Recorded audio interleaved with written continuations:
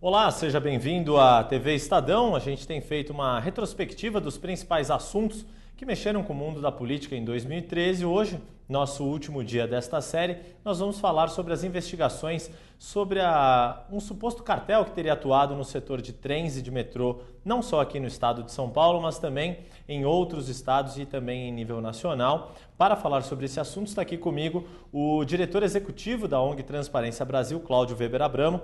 Cláudio, muito obrigado por ter vindo aqui à TV Estadão. Cláudio Weber Abramo também é uma das pessoas representantes da sociedade civil que tem acompanhado as investigações no âmbito aqui do estado de São Paulo e pela sua atuação na Transparência Brasil também é uma pessoa que entende muito de gestão pública e dos assuntos que a gente vai discutir nesta conversa de hoje.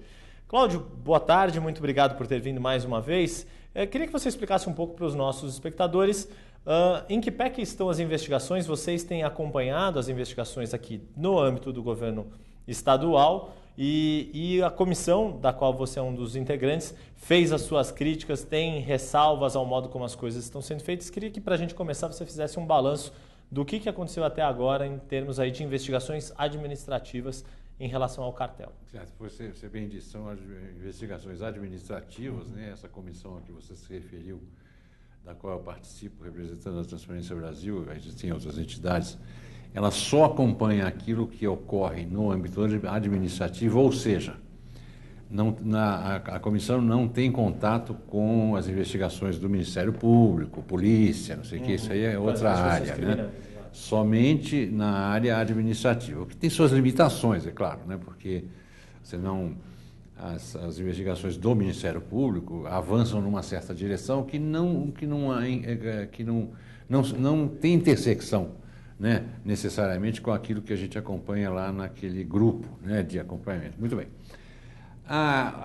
Depois de alguns meses, né, de trabalho ali, o que se verificou foi o seguinte: o governo do Estado de São Paulo, mas não apenas o governo do Estado de São Paulo, pratica uma forma, né, de realizar licitações que é muito vulnerável para esse tipo de situação. Né? Fundamentalmente, são poucos fornecedores, não tem muita gente que faz trem, né? Esses fornecedores participam das licitações e são esses fornecedores que o governo consulta para saber mais ou menos qual que vai ser o preço que poderia ser praticado.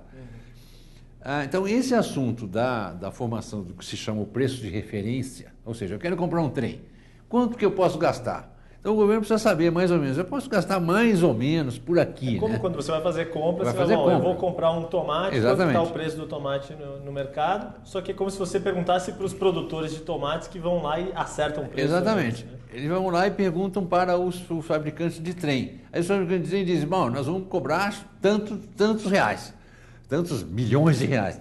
E vai lá o governo e usa aquilo como preço de referência.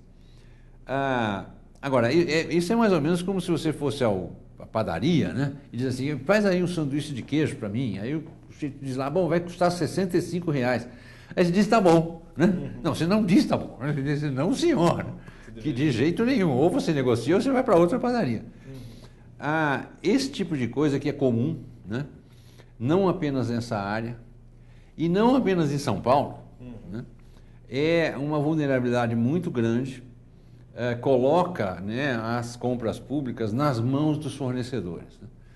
Então, isso é um comportamento que não se pode aceitar. Tá certo? Você havia outras maneiras de você definir preço de referência ou até não definir nenhum preço de referência. Né? O governo tem uma estimativa de quanto pode gastar, mas, por exemplo, não divulga essa estimativa.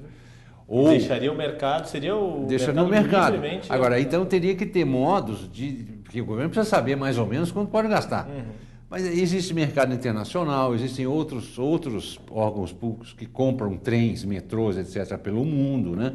São coisas que têm que ser feitas, né? Você vê quais são os preços praticados aí na Grécia, na Itália, na Alemanha, na França, não sei aonde, de trens desse tipo. mesmo que essas Mesmo composições... sendo realidades diferentes. São realidades diferentes. diferentes. Os trens são diferentes, os sistemas são diferentes, os trens não Às são vezes nunca nem iguais. tão diferentes. Nós mesmos, no sistema aqui de São Paulo, usa trens, por exemplo, que estavam operando na Espanha até 10 anos atrás, por exemplo. Exatamente. Embora haja diferenças, não é a diferença entre um disco voador e um patinete. Não é tá um certo? avião e um trem, Não são exatamente, trem, né? Então, tem é possível fazer isso e os governos não são aparelhados para isso, né?